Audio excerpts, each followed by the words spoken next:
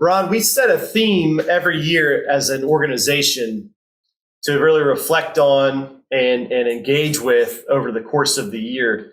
And this year, our theme was history, and really looking at our own history as individuals, our history as Appalachian communities, but also, we knew there was going to be a lot of federal funding coming to the region, really the most we've seen as a region probably since the Great Society. And we wanted to understand our history to not repeat mistakes that got made the last time a lot of money poured in, and to try and be as strategic and proactive as possible to be good stewards of those resources as they come, and to truly improve the quality of life for the people in our communities with those resources. And we think understanding our history better can help us do that. So we actually have read your other book, Miners, Mill Hands, and Mountaineers, earlier in the year, and we've just started Uneven Ground now, about halfway through. And so you may get questions on both the books, but I wondered to start if you could just tell us what inspired you to write both of these books, and just tell us a little bit about your story and how you ended up becoming a great Appalachian historian and author. Well, one of the things that I think it's important to remember about history books when you read history books is to understand the context of that book. History is written by each generation. And I think that's a great thing because each generation needs to reinterpret the meaning of the past in light of the needs of the present. I came out of the generation of the 60s. I was born in the 40s, obviously a baby boomer. My family has been in the mountains on both sides, my mother's and my father's, way back before the American Revolutionary War.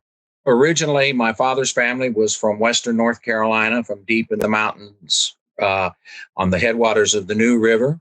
My mother's family was from Central West Virginia. My father's family at the turn of the 20th century migrated out of the mountains in North Carolina into Southern West Virginia to work in the coal mines. So I was raised in an environment where I was deeply part of Appalachian culture and history.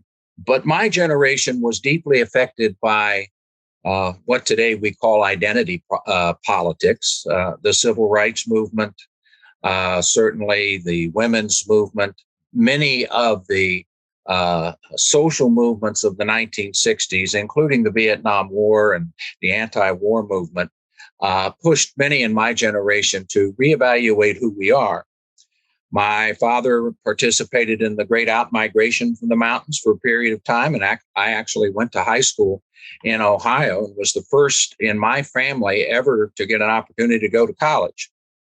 And I won't go into the detail of what that meant to me. I was able to go to college because I played basketball and got a partial basketball and academic scholarship at a time when America was very conscious of minority groups. Our experience in outmigration had put us in touch with most of the stereotypes and images, and I dealt with that growing up to a great extent. And so we were concerned in the 1960s about why Appalachia was suddenly drawing a lot of attention on the national scene. I was personally concerned and asking, why was I the first in my family, which had been part of the American story since way before the Revolutionary War, including Native American ancestry? Why was I the first in my family ever to have the opportunity to go to college?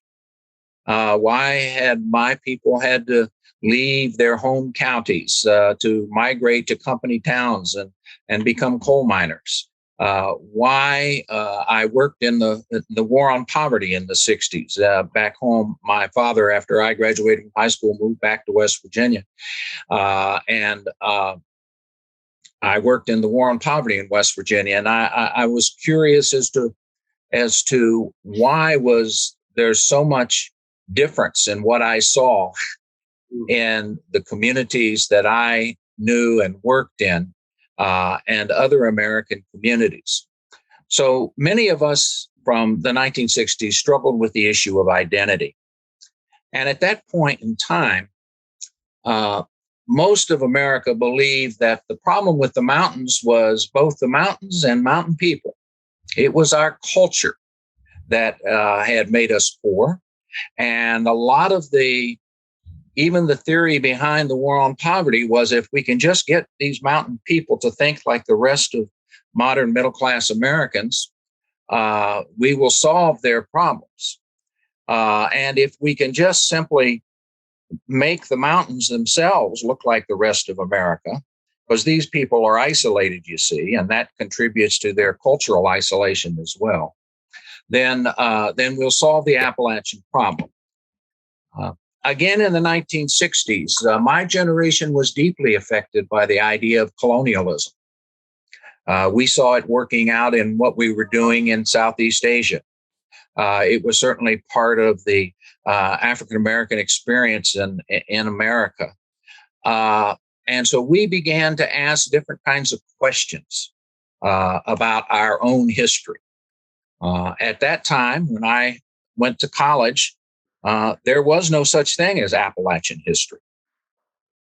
We did not have trained historians from the region who could write the history of what had happened in the mountains. And so most of what was written about Appalachia was written by, and I will use the word outsiders, but these were simply people who had not grown up in the region, did not know the region well, and were deeply affected by the national images and stereotypes of Appalachia. So I was determined when I got the opportunity to go to college, I was determined that I was going to try and at least try to understand personally what the history of my people was, and then try and write that in a broader sense. So one of the things, and I won't go into a great deal more detail than that, one of the things that shaped my generation was this idea that what had created what we call in America as Appalachia was not a strange land and a peculiar people, not the culture and the geography of the place, but in fact, the experience of development and what had occurred and happened in this region over a long period of time. And one of the things that we ultimately came to conclude, and largely after I wrote Miners, Mill Hands, and Mountaineers, was that the Appalachian experience wasn't some strange, unique American experience. Our experience with modernization was perhaps distinct to us, as it is distinct to almost every minority population across the country, but it was not a unique American experience. In fact, what happened in Appalachia in the mountains was part and parcel to the American experience itself. And we had to understand that. How had communities developed over time? Who benefited from the kind of development that came? And looking at the politics and the economy that had emerged out of periods of dramatic change would tell us more about who we are and what our experience has been. So I was very much, and my generation was very much shaped by trying to address the issues of the stereotypes and images and correct those. And at that time, we were very much influenced by the whole idea of colonialism. And what that told us, and one of the things that my first book, Miners, Mill Hands, and Mountaineers, helped to do, was literally to document the extent of absentee control and absentee capital influence that had come into the region and what its impact had been. Now, by the end, I wrote that book primarily in the mid 70s. It was published in 1982. And by the time it came out, I had increasingly begun to recognize that that was only part of the story. The story it was easy to blame outsiders because there were many within the region that had participated in this exploitation of Appalachia and what had occurred. And so we have increasingly come to understand that it's not absentee control. It is, and absentee control has played a very important role in shaping our society. But it's an outlook on life. It's a perspective that is larger than the issue of absentee control. In fact, many from within the region have over time shared that perspective on what the good life is. So that miners, mill hands, and mountaineers not only helped us to understand that our history was a history of industrialization and change, just like much of the rest of America's was. We ended up in a different place, but it also helped us to understand that there were very different outlooks and views on what the good life really is in America and what we want out of that life. And that the story of Appalachia is part of that larger American struggle. Can you tell us why you chose the title Uneven Ground? Well, Uneven Ground, again, can be understood within the context of when it was written. After I wrote Miners, Mill Hands, and Mountaineers, I, for about 30 years, worked in as director of the University of Kentucky Appalachian Center. And one of the missions of the University of Kentucky Appalachian Center was to work with communities throughout the region, as well as political and economic leaders, to improve the quality of life in the mountains. And I learned a great deal from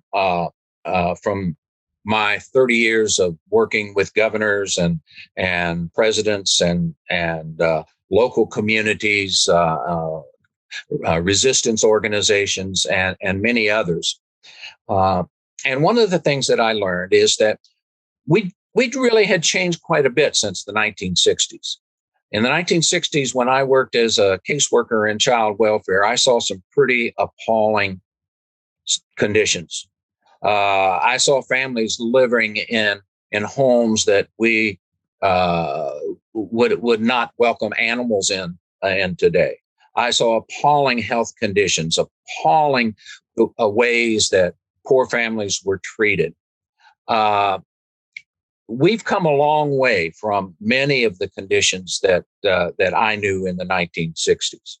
And yet, having said that, and having recognized the improvements in the quality of life for many people, we still have one of the largest percentages of poverty and problems of any place in the United States. So the title Uneven Ground not only refers to the fact that obviously the geography in the mountains is different, life in the valleys and the cities is quite different from life up the hollows and at the heads of the coves. But it more importantly recognizes that the way development has occurred has in fact been uneven. Even the positive programs of the 1960s, and many of them were extremely positive and helpful to individuals. Those programs benefited some people more than others.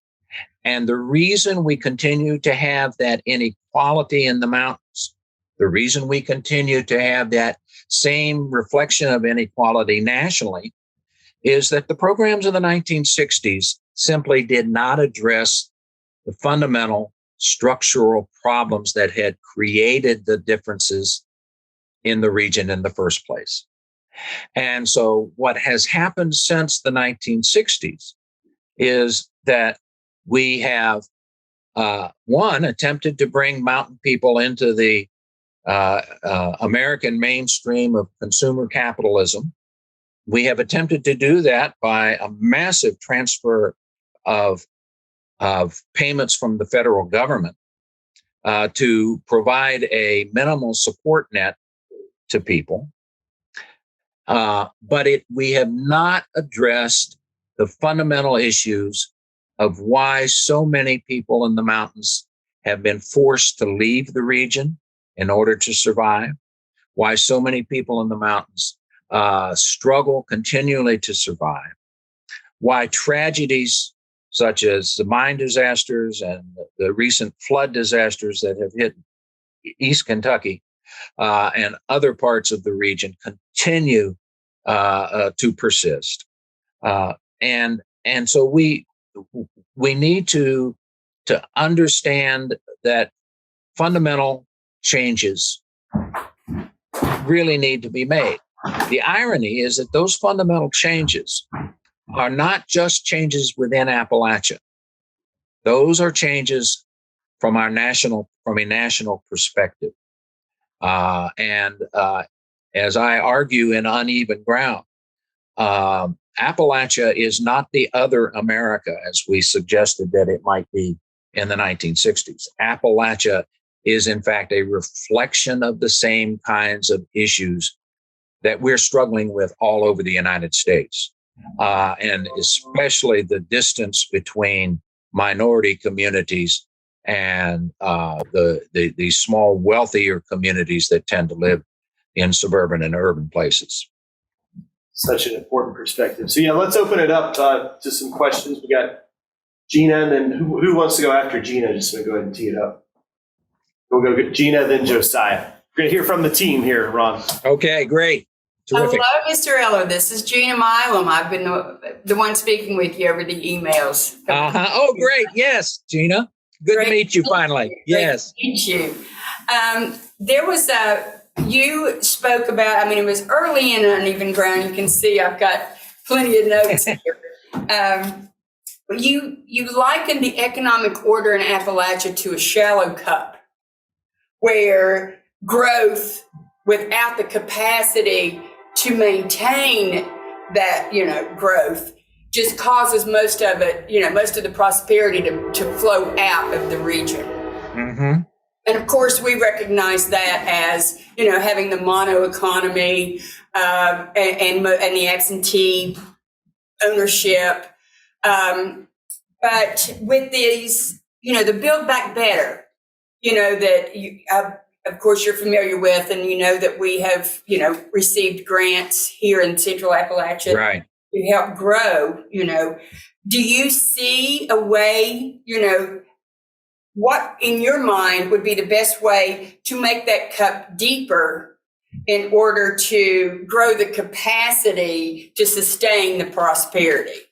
If you read, that's a great question, Gina. And if you read Uneven Ground, there are two editions of Uneven Ground. There's a hardback edition, and then in 2012, I published a paperback edition in which I included an afterword on the future of Appalachia. And the reason that I did that was because I kept getting asked the question that you just asked me. There is what is this history of inequality and all of the issues that we discuss in there. What does that mean for what we ought to be doing for the future? And so that's the reason I wrote that. What I think is in many ways one of the more important parts of Uneven Ground is that last chapter. And in that chapter, I recognize that a number of fundamental changes need to be made. The core of answering your question is that we need to focus much more on the revitalization of local community economies in the region. What created modern Appalachia was an economy that was based upon the assumption that we need to produce goods that are shipped out of the region and consumed by someone else. What that also meant was that those who had control of those goods got the larger benefit with minimal benefit to the people who were actually working to produce the goods in the region. We did not get better schools and better health care and better housing and those kinds of things out of that process. In the work that I did for almost 40 years with the Appalachian Regional Commission and the various governors of the Appalachian states, I learned that the real changes have to take place in communities themselves. And the work to create sustainable economies within communities, where communities exchange goods and services with each other. For example, one of the issues that we've struggled with in Appalachia is that we are surrounded with a large number of urban centers, and yet we do very little exchange between rural Appalachia and the urban centers in terms of goods and services. So we need to do a better job of recognizing that we have a regional economy and an economy that is based in local communities that is much more sustainable than what we've had in the past. Hello, Mr. Eller. My name is Josiah Hanna. And the first thing I wanted to say is thank you very much. I had this book in particular sitting on my bookshelf for a long time, the hardback edition, and haven't had a chance to read it. Yeah, this has been the foray into it. I have to be honest with you. When I was reading your first book, I thought, man, this is so in depth. And I actually shared with one of my coworkers. I thought, he wrote another one. Wow. I thought that one would have been like a life's work because of how extensive it was. And then I saw that you were also the author for this, and I thought, wow. But I just want to say I really appreciated, and I'm learning to appreciate and value the objectivity and the humility and the absence of grandstanding and throwing your spin on the events. The way that you chronicled and talked about things was so important to me because of how I heard my dad. And like every time you talk about experiences, it was in a way that helped me to understand more about the snippets and the stories that I would hear from him and from my I never got to know my grandpa, but he would tell me stories about his grandpa, and it left so much room for me to just understand my history and my people. And I just really appreciated that. I really appreciated you leaving room. Thank you. That the one thing I don't do a lot of public speaking. I've been retired now for 10 years. I don't do as much public speaking and moving around the region as I did years ago. But the one thing that I found that was consistent was that when I would talk at some community meeting, and I would tell my story and essentially tell the story that in Miners Mill Hands and Uneven Ground, inevitably people would come up to me and say, "You told my story." Mm-hmm. And that's what I tried to do because, these stories are our Appalachian stories, and they're shared by so many people in the region. The reason that there is so much detail in both of these books is, again, that contextual issue of when I grew up. When I grew up, the overwhelming, I was told when we out-migrated, I was told by elementary school teacher that if I wanted to make anything out of myself, I had to become somebody different from who my people were. Yeah. And those images and stereotypes have so shaped how we see ourselves and how we understand where we've been that I wanted to document what I was saying. I didn't want to just generalize that these companies did X, Y, and Z. I wanted to prove it, to document it, and beyond a shadow of doubt. And so that's why there is so much detail in these particular books, is that you almost have to overcompensate in order to make your case and to convince people that, it's not our culture that has created these issues. It's the system. And these issues are systematic, and they're not unique to us. We've got to deal with them as a larger society too. So that's that reason. So I appreciate your comments. I think you succeeded at your objective.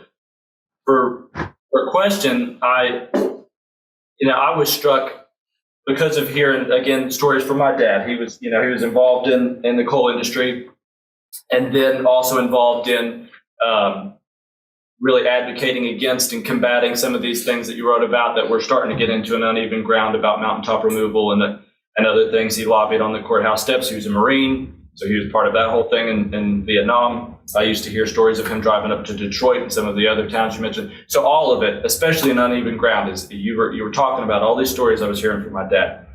And he was part of a kind of a cool initiative in Williamson, West Virginia, where there was a restaurant that was called the Lock, Stock, and Barrel.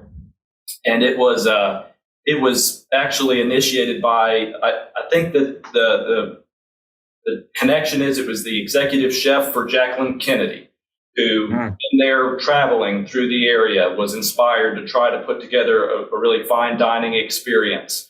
And it morphed into something that was owned by the community, and lots of cool stories there, but it's very kind of social entrepreneurship. I mean, it has things about it that are very similar to what I see Brandon and us as an organization sort of trying to do. And then in your other book that we read, there was an example of a cooperative mine that somebody who had an immigrant to the United States had put together. And I thought, wow, here's a cooperative mine that was put together that as early, as this time period, these ideas are being attempted. And so I guess all of that caused me to see just sort of this, not a straight progression of development. Right. These cycles, I wonder about your perspective, since you do such a good job of not inserting your own opinions throughout this work. I did want to ask you just yourself where you see us in terms of sort of these cycles, because when I'm reading through how you described the period of time before the Kennedy administration, it kind of reminds me of how I feel about Appalachia. You talk about how there was a generation that there was sort of a period of hopelessness, and then there were swells of hopefulness and sort of anticipation of something new and being on the edge of something and on the brink of something. And I think, wow, that sounds like how I feel. And I'm curious to hear your perspective about where you see us. Is that a trajectory that goes like this? I think you're exactly right. And as a historian who looks back over time, I think that cycle of what you're talking about is consistent both within Appalachia and, more importantly, consistent nationally. We have, throughout our history as a nation and throughout our history in the mountains, we have had this ongoing struggle to define, what does development mean? What does the good life? What are we trying to get? What does it really mean? And we have moved back and forth. We, from time to time, have had leaders who have suggested, well, we need to be more community-wise. We need to support each other. We need to have regulations and governmental policies that give opportunity to individuals and communities rather than to wealthy and distant capitalists. That struggle has been part of our national struggle since before the American Revolution. You can see it throughout our history, and it has definitely been part of the struggle within the mountains. One of the things that I discovered from looking at the stories of my own people is the fact that my people, as most mountain families were engaged in over time, were concerned simply about survival. The most important thing to them wasn't making profits, wasn't making a lot of wealth, wasn't gaining in that respect, but the survival of the family, the survival of family relationships, and by extension, the community that was close to you. I would highly recommend, especially for those of you in West Virginia. By the way, I collected taxes in Huntington my sophomore year in college. That was a real experience. My family is from down around Beckley and down in Summers County. But I would recommend that you all look at Stephen Stoll's book, Ramp Hollow. It's really about a history that is set in northern West Virginia. But Stephen teaches in New York State. But he absolutely is able to capture this larger struggle that I'm talking about, and the two visions. And Stephen argues, I think correctly, as I try to make the case in Miners and Mill Hands, that originally there was one view of what an economy was for and what it existed for. And then there was another view, a much more aggressive national capitalist view that came in and crashed with that more sustainable local view of what life should be and was all about. I think Stephen in Ramp Hollow does a real good job with capturing those differences. And I think that's always been one of the differences in the mountains, is that people, even today, and we've come far away from our original community values that we had, but even today, you find people, whose most important thing in their life is their community, their family. They want a sustainable way to live. They define a particular relationship to the land. And it's not necessarily one of exploitation. It's certainly one of use, but it's not necessarily one of exploitation. And that's what we've been struggling with in Appalachia over time. And that's a larger American struggle that we still see today reflected in our national conversation. Other questions? Virtual folks, any questions that you'd like to pose? I don't have a question, but I just wanted to say thank you for writing these books. I grew up in a town called Gormania, West Virginia, which is located right along the North Branch of the Potomac River. Mm-hmm. I was raised by my great-grandparents. And there was a tannery that existed there, yes, way back in the early 1900s. And growing up in that area, I would always see these old overgrown relics of this tannery, the row housing and things like that. And I was always, kind of ashamed of where I came from because it was very poor. There was nothing around. And it was always very confusing to see these old buildings, and this has made me a little bit more proud of where I come from and proud to work for a place like this that wants to bring something different to West Virginia and Appalachia. Stephen, I'm glad you made that comment, because one of the things that I was trying, and in both of those books tried to do, was to point out that it's not just a story about coal. As important as coal has been to our history, it's not just about coal. There is such strong similarities throughout Appalachia between what happened in textile communities, what happened in places like you're describing, where there were canneries and others, logging operations. It's the larger themes that tie us together as a region. And the more we recognize that, the more we can move away from the idea that it's something peculiar to Appalachia. We have been the product of a lot of the intensity of these kinds of things. It's interesting. When I retired 10 years ago, my wife and I took a long trip across the West and back for a couple of months.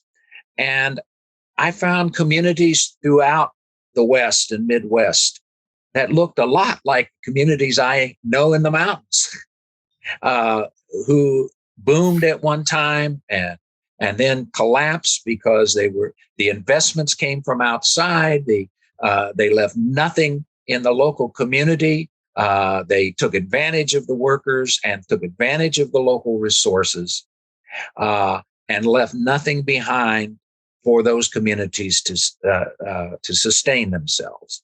And that's the Appalachian story. And I felt on my trip that I saw an awful lot of American communities that were being quote unquote Appalachianized, because I saw a lot of dead communities and downtown areas that were being abandoned, houses that were unoccupied. So that I think that's a very important point. Gina again. I think Josiah. Yeah, Gina. We just want to travel to where you're at and just sit down and spend the afternoon with you. Kind of adding to Josiah's questions and comments about the cycle or the waves that seem to come through, and they're political waves, whether it's, an idea of during the Great Depression, whether it's Keynesian economics, and then you get the trough that goes into trickle down, or whatever, the bird and sparrow or the horse and sparrow economics that they used to call that trickle down. And then you go back into Camelot and the Great Society, where you're more Keynesian, and then right back down into these other things. And reading your books, it just really compounds how it just goes. It happens again and again and again. And socialism is such a boogie word. That's the boogeyman that hides underneath everyone's bed. But how do we teach in the schools? Is this community outreach that we explain to people, to vote for their own political interests? How do we get this message out to people in the most, in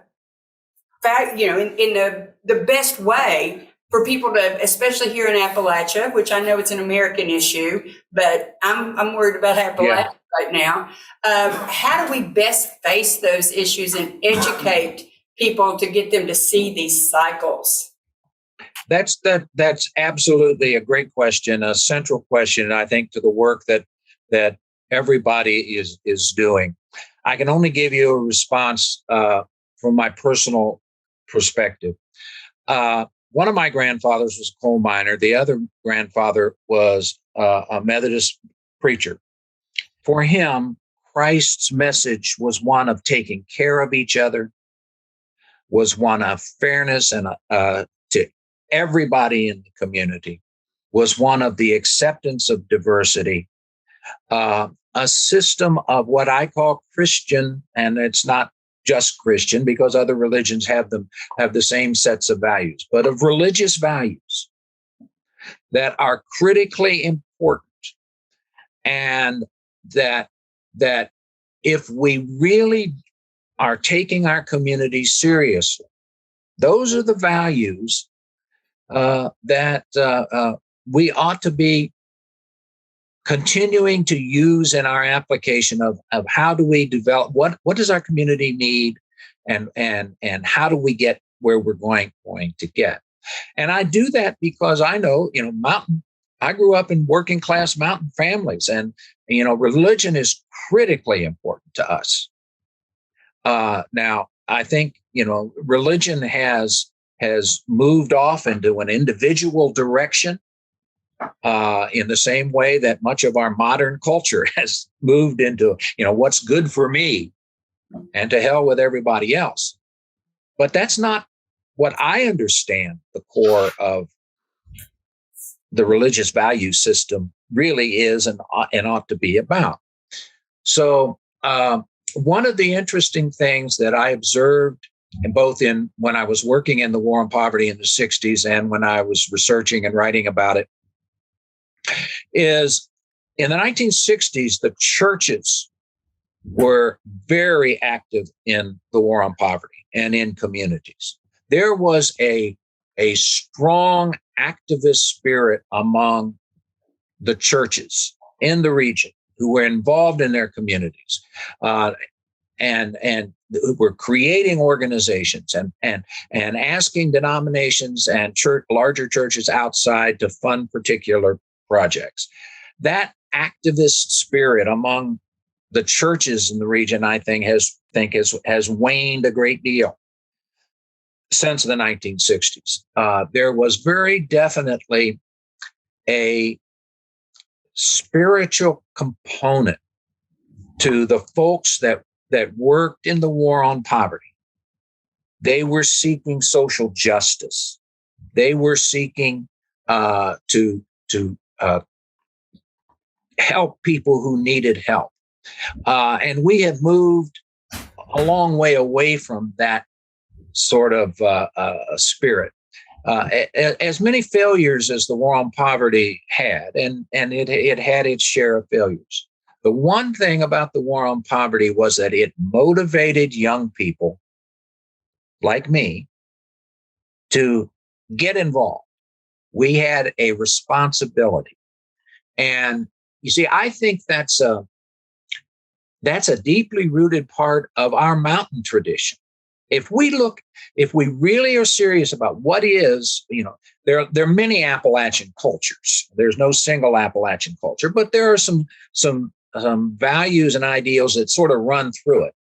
And one of those values and ideals is that you have certain responsibilities to others, especially others in your family and in your extended family in your community. That when you grow up, you're part of that collective group of people and you have some responsibility to help them out. And the war on poverty touched that value system and lots of us in the region. I am very concerned that our national culture, and because Appalachians are part of the national culture, has moved so far away from that value that it encourages me that it's amazing how many young people, still have that value system, given what mass media and television and everything throws at us about being all that you can be as an individual. So I think it's deeply within our Appalachian culture, if we just look at it, to have a great concern about not producing wealth for somebody else, but making sure that everybody in our community is taken care of and that we have an economy that scholars call it a moral economy, a moral economy that is fair and equitable to everybody in the community. And those are the things I think that we were talking about uneven ground, the lessons of the 1960s. I think we make a mistake when we look at trying to recruit industry from the outside, trying to to increase production of products that we ship to the outside, try to be more like Philadelphia or Baltimore or wherever that outside entity might be. I think we make a mistake by assuming that that's what's best for mountain communities, when in fact that then neglects the reality that most mountain folk want to live in their communities, want to stay there, are happy not to have the extreme levels of wealth that one might see in some places in America, but want a fair and equitable and sustainable economy in which to raise their kids and in which to maintain the kinds of values that they have. So yes, I think that's one of the lessons that we learn. Please pay attention to that last chapter, the afterword on the future of Appalachia, because one of the things that I raised in that chapter, in addition to the need for, we've got to do some things with recovering our democracy and our political traditions in the region. We've got to do some things with culture and lots of other things. But one of the most important things that we've got to examine in the mountains today, if we're going to have an alternative, is this issue of land ownership. We have so much of our terrain and our land is controlled by other people, by entities that live not just outside Appalachia, but often outside the United States. Our destiny in the future is going to, in fact, be shaped by that. And if you look at parts of Appalachia, one of the interesting things that you can find is, there's significant difference in the quality of life in, let's say, Western Maryland and northeastern West Virginia and Harlan County, Kentucky, and Williamson, West Virginia, and Asheville, North Carolina. The region has a wide variety of places. They have some places that have moved much farther along and have progressed much farther than the heart of the region and the coal fields has, for example. And we need to be asking ourselves why that's the case. To a great degree, those places that have prospered more have been closer to the national forest system and national park system. Now, there are issues and problems with so much of our land being owned by the federal government. On the other hand, as if you look at North Georgia and Western North Carolina, even Western Maryland, some places, the availability of public-owned land leaves the option of public debate about how that land should be used, who is to benefit from that land, and how that land is to contribute to the economy. And that conversation, I taught school for 10 years in Western North Carolina in the 1970s. And that conversation was taking place in Western North Carolina. How should the public land, the government land in Western North Carolina, be used? Should it be used for logging operations and mining operations to benefit private corporations? Should it be used to benefit tourism and the recreational activities that are part of that? And who's to decide? They had major debates and confrontation on it, but they chose to make a stronger connection between the use of their public lands and how it might benefit localized development and localized resources. If you look at the coal fields of Central Appalachia, we have very little public land. And so land ownership and what we can do to put more of our land into the possibility of public use, whether it's alternative energy resources, whether it's tourism, recreational tourism, or second home development, or even agricultural production and other things. We need to begin talking about how we can determine and shape the use of that land for the benefit of local communities. And the coal fields of Appalachia, of course, also have this huge amount now of flatland, of mountaintop removal land that we need to look one way or another about how is that land going to be used and how can it benefit the local community. I mean, that was in many ways the conversation at the turn of the 20th century when we created the Weeks Act that nationalized a lot of the national forest after the timber industry had cut over and massacred the original timberlands in the region. We nationalized it, put it under national control, and now those lands, the national forests in the region, contribute immensely to the economy and alternative uses of a lot of that land for communities. So land use and land ownership continues to be a major issue. And without doing something to change it, we don't change the long-term trajectory for the future of many of these communities. Well, Mr. Brownell, you've given us a lot to think about. Your books are really a blessing. It's deepened and enriched our understanding of our home. It's informing our work. We're determined to be part of a bigger movement to get development right and to honor our local communities and to learn from our past and build a better future. You really are helping us to do that. And we appreciate your time today, but really we appreciate just who you are and the work that you do. We would like to extend an invitation. Anytime you want to come to Huntington, West Virginia, we would love for you to visit us here at Coalfield and our West Edge factory. Well, I'd enjoy doing that, and maybe I may. You know, a lot of my family still lives in Beckley area and down in Summers County, and I don't get back home as often as I like. My wife and I have a cabin that we built in Western North Carolina, way back in the woods, that we enjoy spending time in. But she is also from West Virginia. She was raised in Charleston, so we get home every once in a while. So please stop by. Thank you very much. I've enjoyed it.